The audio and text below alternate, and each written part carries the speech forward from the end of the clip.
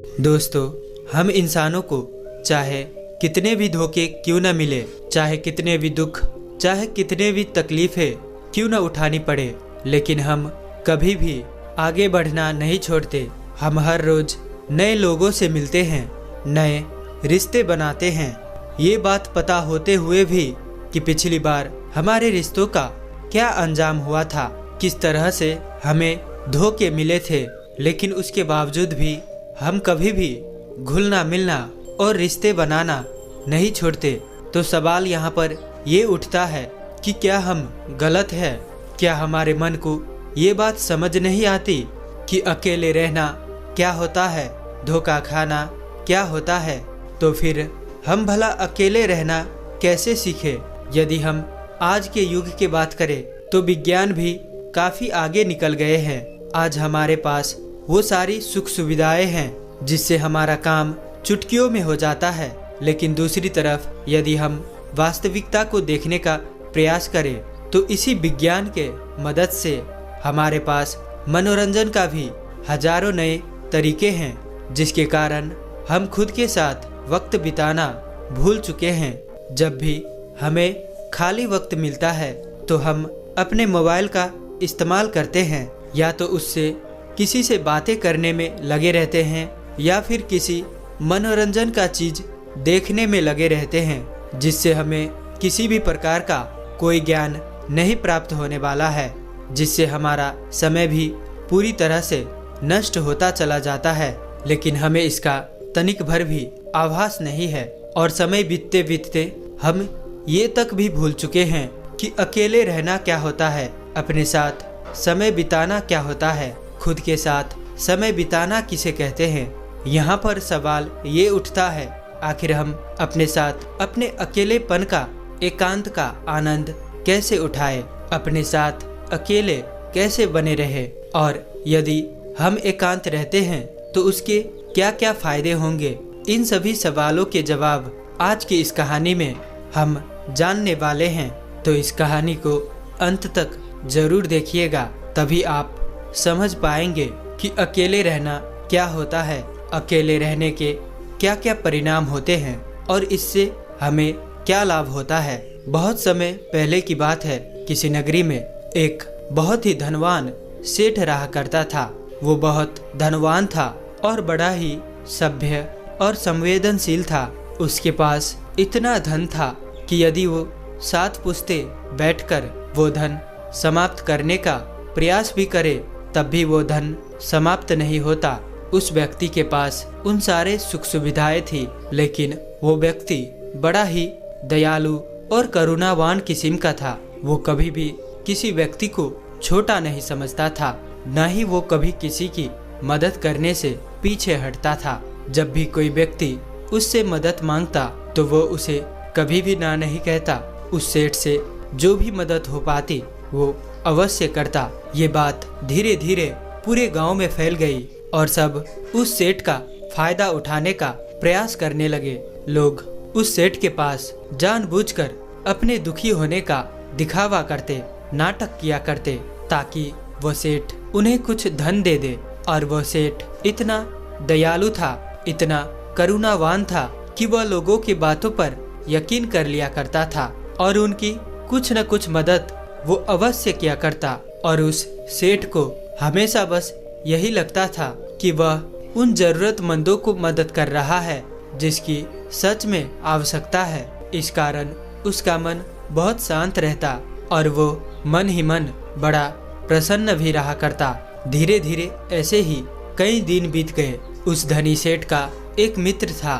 उसे जब ये बात पता चली कि लोग उसके मित्र का फायदा उठा रहे हैं, उससे झूठ बोलकर धन ऐंठ रहे हैं, तो वह अपने मित्र के पास गया और उसने उस धनी सेठ को सारी बातें, सारी असलियत बता दी कि कैसे लोग उसका फायदा उठा रहे हैं, लोग उसका मजाक बना रहे हैं। जब उस धनी सेठ ने अपने मित्र के मुख से ये सारी बात सुनी तो उसे यकीन नहीं हुआ। उसने सोचा कि क्यों न मैं ही इसकी जांच पड़ताल करूं, और उसने जब जांच पड़ताल की तो उसे भी यही पता चला कि लोग उसका फायदा उठा रहे हैं, उसका मजाक बना रहे हैं और जब ये बात उस धनी सेठ को पता चली तो उसके दिल को गहरा धक्का लगा, उसे बहुत ठेस पहुंची। लेकिन इतने समय में अब उस धनी सेठ के कई मित्र बन चुके थे। उनमें से कई मित्र सच्चे थे तो कई झूठे, लेकिन उनमें से कौन से मित्र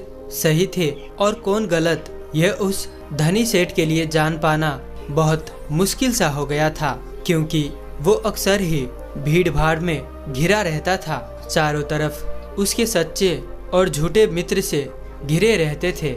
लेकिन जब उसे इस धोखाधड़ी का पता चला तो उसने यह तय किया कि अब से वह अकेला रहेगा, एकांत रहेगा। ना ही वह किसी से ज्यादा मित्रता रखेगा और ना ही किसी को अपना ज्यादा समय देगा। धीरे धीरे अब जो भी लोग उसके पास मदद मांगने आया करते थे उन्हें हवेली के बाहर से ही लौटा दिया जाता था, ये कहकर कि अब वो सेठ आपसे नहीं मिलना चाहते।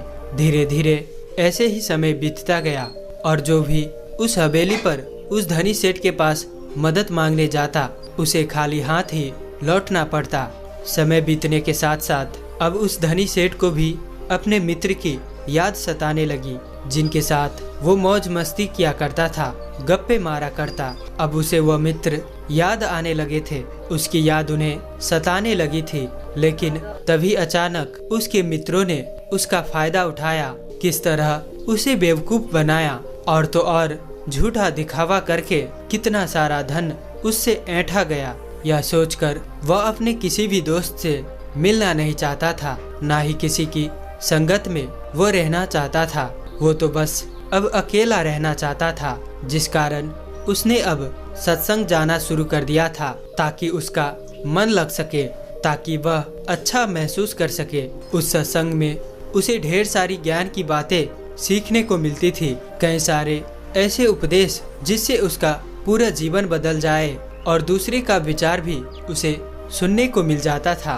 उस सेठ को वहाँ पर जाकर बहुत अच्छा लगने लगा। वो एक बार फिर से वही खुशी, वो आनंद महसूस कर रहा था, जिस कारण वो रोज उस सत्संग में जाने लगा और ज्ञान के वह उपदेश वह सुनने लगा, उसे जीवन में उतारने लगा। यूं तो कहने को वो बहुत ही धनी था, लेकिन उसके बावजूद उसके मन में कोई भी आनंद की झलक नहीं थी। सत्संग में जब भी ज्ञान की बातें होती तो वो उसे बड़े ही ध्यान से सुनता। इतना ज्ञान होने के बावजूद भी अंतर्मन से वो एकदम अलग था। वो अपने अंतर्ज्ञान से एकदम अनभिज्ञ था, जिस कारण उसके पूरे जीवन में आनंद की एक झलक तक नहीं थी। वह जिस सत्संग में जाया करता वहाँ पर अक्सर ही ध्यान पर चर्चा की जाती थी, लेकिन वो धनी सेठ अभी तक ध्यान के बारे में कुछ नहीं जानता था। यहाँ तक कि उसे यह तक पता नहीं था कि आखिर यह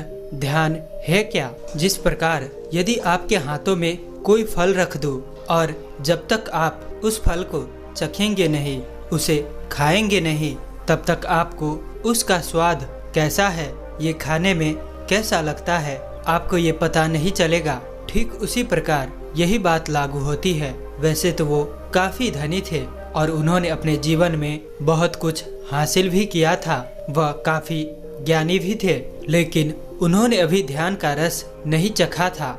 एकांत रहना किसे कहते हैं, अकेलापन क्या होता है, इन सब के बारे में उसे कुछ भी पता नहीं था। एक दिन वो धनी सेठ उस सत्संग में गया हुआ था, तभी वहाँ पर एक बौद्ध भिक्षु आए। वो बौद्ध भिक्षु बड़े ही ज्ञानी थे, उनकी ख्याति चारों ओर फैली हुई थी। उनके ज्ञान के बारे में प्रदेशों में चर्चाएं हुआ करती थी और आज उस धनी सेठ को भी एक मौका मिल गया था कि वह अपने आप को और भी ज्यादा ज्ञानी बता सके। उसे लगा कि वो बौद्ध भिक्षु को आज तर्क वितर्क में हरा देगा तो उसकी ख्याति दूर दूर तक फैल जाएगी, चारों ओर समाज में उसका नाम बढ़ जाएगा, उसकी इज्जत बढ़ जाएगी और लोग उसे अत्यधिक ज्ञानी समझने लगेंगे। ये सब सोचकर वह धनी सेठ मन ही मन बहुत ही प्रसन्न हो रहा था कि तभी वो बौद्ध भिक्षु बड़े ही शांत भाव से उसके पास से गुजरते हुए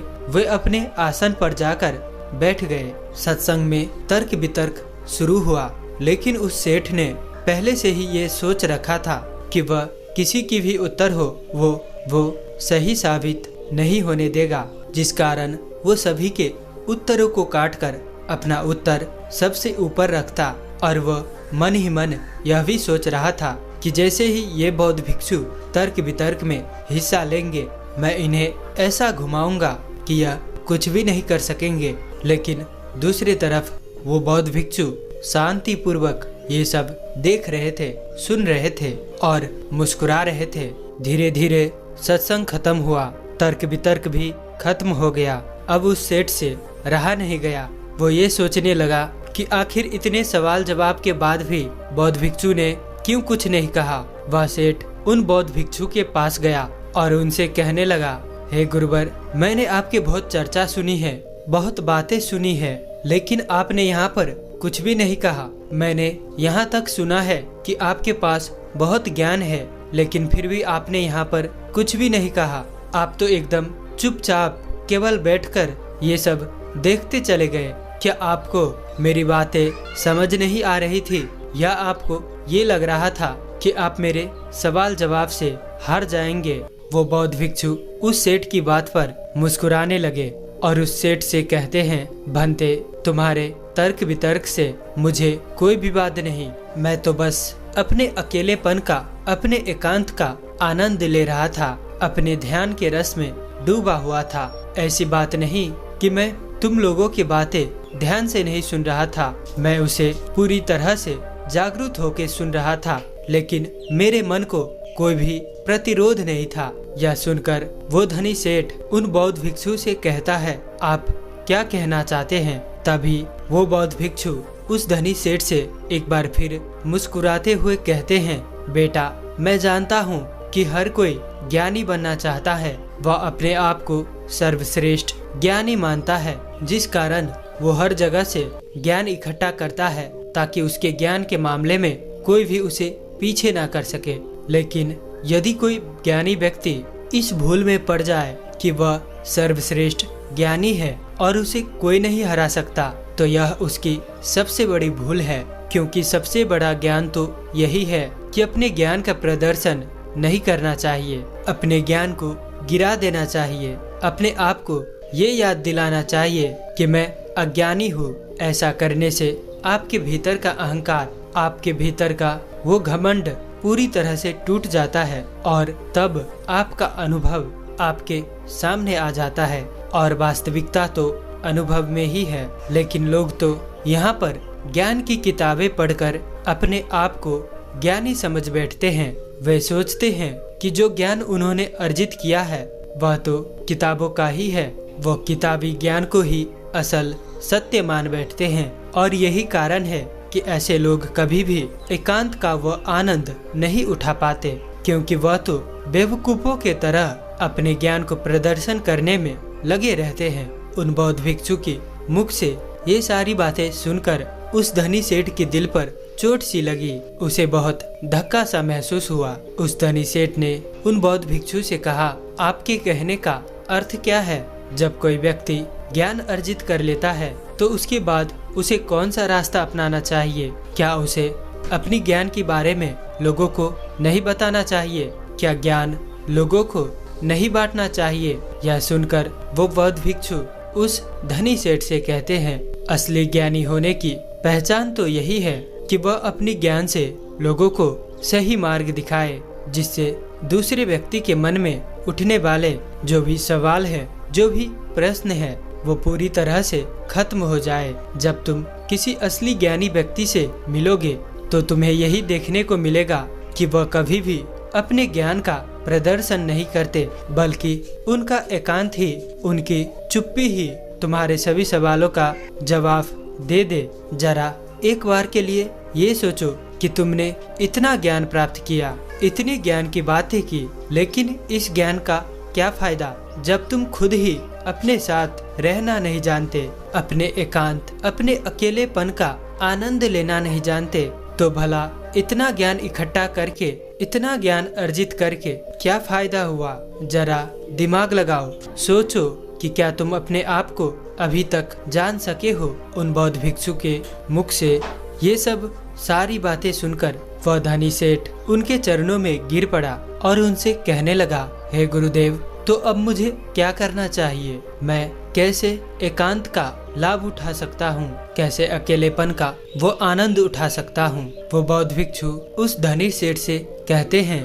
बेटा, मैं तुम्हें एकांत के स्वाद को चखने के लिए ऐसे 4 सूत्र बताता हूँ। यदि तुमने इन चारों सूत्रों को अपने जीवन में उतार लिया तो तुम अवश्य ही एकांत का रस चख सकोगे। तुम अपने अकेलेपन का, अपने एकांतपन का अनुभव कर सकोगे। और एक बार तुमने अपने अकेलेपन, अपने एकांत का अनुभव कर लिया तो तुम्हारा मन हमेशा प्रसन्न रहेगा, खुश रहेगा। तुम्हें किसी भी चीज की, किसी भी बाहरी मनोरंजन की कोई आवश्यकता नहीं पड़ेगी। तुम्हें किसी ऐसे व्यक्ति की भी कोई आवश्यकता नहीं पड़ेगी जिसके साथ तुम अपना समय बिताओ। और आनंद का ये रस परमानंद बन जाएगा और यह हमेशा तुम्हारे साथ ही रहेगा, तुम्हारे भीतर रहेगा और ये हमेशा तुम्हारे साथ ही चलता रहेगा। आगे वो बौद्ध भिक्षु उस धनी सेठ को पहला सूत्र बताते हुए कहते हैं कि अपने अंदर अपने आप को जानने की उत्सुकता को बढ़ाओ। तुम्हें यह जानना होगा कि तुम्हें खुद को जानना क्यों जरूरी है। हमने हमेशा ही एक सवाल जरूर सुना होगा कि खुद को जानना बहुत जरूरी है, लेकिन खुद को जानने के लिए हमें क्या करना चाहिए? तो यह सवाल ही आपका जवाब है। जब आप अपने मन में ये बैठा लेते हैं कि हमें खुद को जानना है, खुद को पहचानना है, तो यही सवाल आपको आपके जवाब तक ले जाता है। आप अपने आप के बारे में जानने के लिए प्रेरित होते हैं। लेकिन वहीं पर यदि आप ये सोचते हैं खुद को जानना क्यों जरूरी है, तो आप कभी भी खुद को जानने का प्रयास ही नहीं करेंगे। तो सबसे पहले ये जानते हैं कि खुद को जानना क्यों जरूरी है। हमें अपने आप को जानना इसलिए जरूरी है क्योंकि हम अपने आप को जानते ही नहीं। जैसे कि यदि कोई व्यक्ति आपको कुछ भला बुरा कह रहा है जिससे आपको क्रोध आ जाता है और आप क्रोध के आवेश में आकर उस व्यक्ति से कुछ अपशब्द कह देते हैं, लेकिन बाद में आपको इसी कहे पर पछतावा होता है, दुख होता है। आप यह सोचने लगते हैं कि मुझे ऐसा नहीं कहना चाहिए था, मुझे उससे कुछ अलग तरह का व्यवहार करना चाहिए था। यहाँ पर समझने वाली बात यही है कि आप करना कुछ चाहते थे लेकिन हो कुछ और गया। जैसे कि आप किसी को अपशब्द नहीं कहना चाहते थे, लेकिन अपशब्द तो दूर, आपने जमकर एक चाटा तक जड़ दिया। हालांकि आप ये करना नहीं चाहते थे, आपसे ये हो तो जरूर गया है, अब ये करवाने वाला कौन है? ऐसे और कई सवाल आपके मन में उठने लगते हैं। तो आपके अंदर इसे जानने के लिए भी उत्सुकता जाग उठती है कि आपको खुद को जानना क्यों जरूरी है। यदि आप खुद को जानते हैं तो आप कभी भी ऐसा व्यवहार नहीं करेंगे, बल्कि आप उस व्यक्ति के अपशब्दों पर खुद को देखेंगे, समझेंगे, परखेंगे और उसके बाद ही कोई प्रतिक्रिया आप उस व्यक्ति के लिए जनाएंगे, जिससे बाद में आपको उस व्यक्ति के लिए कोई पछतावा नहीं होगा और आपका मन भी पूरी तरह से शांत रहेगा। आगे वो बौद्ध भिक्षु उस धनी सेठ को अगला सूत्र बताते हुए कहते हैं कि आजकल के जीवन में हमारा मन अनेकों प्रकार की मनोरंजन से घिरा रहता है। तो क्या ये सही है? आपने देखा होगा कि जब आप अपने मोबाइल का इस्तेमाल कर रहे होते हैं थोड़े समय के लिए तो ठीक है, लेकिन जब आप इसे लंबे समय तक इस्तेमाल करते हैं, अपना मनोरंजन करते हैं, तो आप अपने ही फोन से ऊब जाते हैं और फिर हमारा मन किसी और चीज में भी नहीं लगता। जिस मनोरंजन से हमारा मन खुश होना चाहिए था, हम उसी से ऊब जाते हैं, परेशान हो जाते हैं, चिंतित हो जाते हैं। इस विज्ञान ने हमें बहुत कुछ दिया है, लेकिन वहीं पर दूसरी तरफ हमें कुछ ऐसे साधन भी दे दिए हैं जिससे हम कभी भी एकांत नहीं रहना चाहते हैं। हम हमेशा मनोरंजन में डूबे रहना चाहते हैं और इससे हमारा एकांत छिन गया है। और इसका सबसे बड़ी उदाहरण आपके हाथों में है, अर्थात आपका ये स्मार्टफोन। आपने देखा होगा यदि आप कहीं जा रहे हो और आपका मोबाइल यदि घर पर भी छूट गया हो तो आप तुरंत दौड़े दौड़े उसे लेने के लिए वापस घर लौट आते हैं, क्योंकि आप इसके बिना रह नहीं सकते हैं, क्योंकि आप इसके बिना अपने आप को अधूरा मानते हैं। यदि आप इस चीज को और अच्छे से समझना चाहते हैं तो मैं आपको एक प्रयोग बताता हूँ। एक दिन के लिए आप अपना स्मार्टफोन स्विच ऑफ करके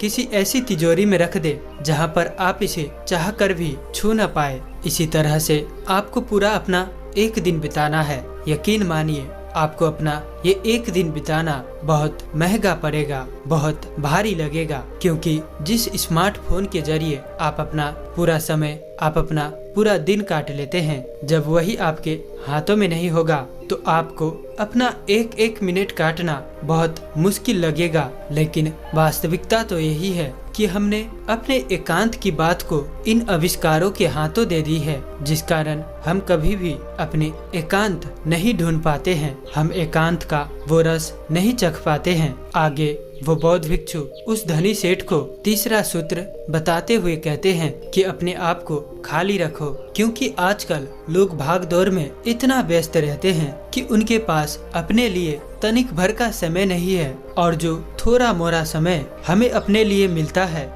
वो भी हम मनोरंजन में लगा देते हैं, जिस कारण हमें अपने आप को जानना बहुत मुश्किल सा लगने लगता है। जब भी कोई थोड़ी सी भी विपत्ति हमारे ऊपर आती है हम बहुत ही जल्दी चिंतित हो जाते हैं, हम परेशान हो जाते हैं, क्योंकि हमें अपने बारे में कुछ पता ही नहीं। लेकिन जब हम एकांत रहना सीखते हैं, अपने साथ अपना समय व्यतीत करना शुरू करते हैं, तभी आपको अपने अंदर की वो शक्तियाँ, वो ताकत, वो काबिलियत हमें समझ में आने लगती है और आप हर तकलीफ के लिए भी पूरी तरह से तैयार होते हैं। इसलिए खाली रहने की आदत डालिए, ये आपके लिए, आपके भविष्य के लिए बहुत जरूरी है। आगे वो बौद्ध भिक्षु उस धनी सेठ को चौथा सूत्र बताते हुए कहते हैं कि इस संसार में रहकर अपने एकांत में रहना सीखना होगा। ये संसार, ये समाज, इसके साथ हम या तो बहुत अधिक लगाव रखते हैं या तो बहुत अधिक घृणा करते हैं,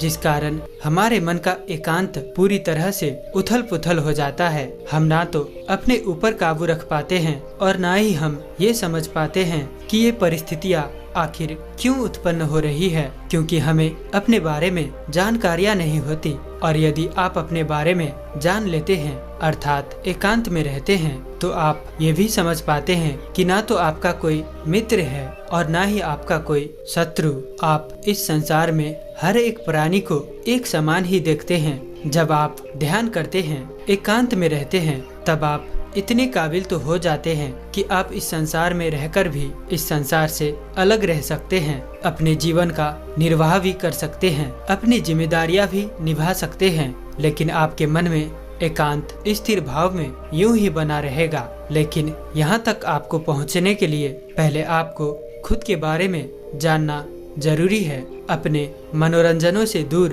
अपने चित्त को दूसरी दिशा में ले जाना होगा, खुद के साथ वक्त बिताना होगा, खुद को जानना होगा, अपने आप को पहचानना होगा, जहाँ पर आपके मन का मनोरंजन ध्यान के द्वारा होगा। और ऐसा करने से आपको कभी भी कोई भी तकलीफ नहीं पहुंचा पाएगा, न ही आपको कभी कोई धोखा दे पाएगा, क्योंकि आपने तो ध्यान से ये जान लिया होगा कि ना तो कोई आपका मित्र है, ना ही कोई आपका शत्रु, ना ही आपका कोई बहुत करीब है और ना ही कोई आपसे बहुत दूर। ये सारी बातें सुनकर वो सेठ उन बौद्ध भिक्षु के चरणों में गिर पड़ा और उन्हें प्रणाम करके वो वापस अपने घर की ओर लौट गया। और आपको ये कहानी कैसी लगी कमेंट में जरूर बताएं, और साथ ही हमें सपोर्ट करने के लिए इस चैनल को सब्सक्राइब करके घंटी बटन को भी जरूर से दबाएं। अंत तक साथ देने के लिए मैं किशन शर्मा आप सभी का दिल से बहुत बहुत धन्यवाद करता हूँ। तो मिलते हैं ऐसी कोई और नई वीडियो में।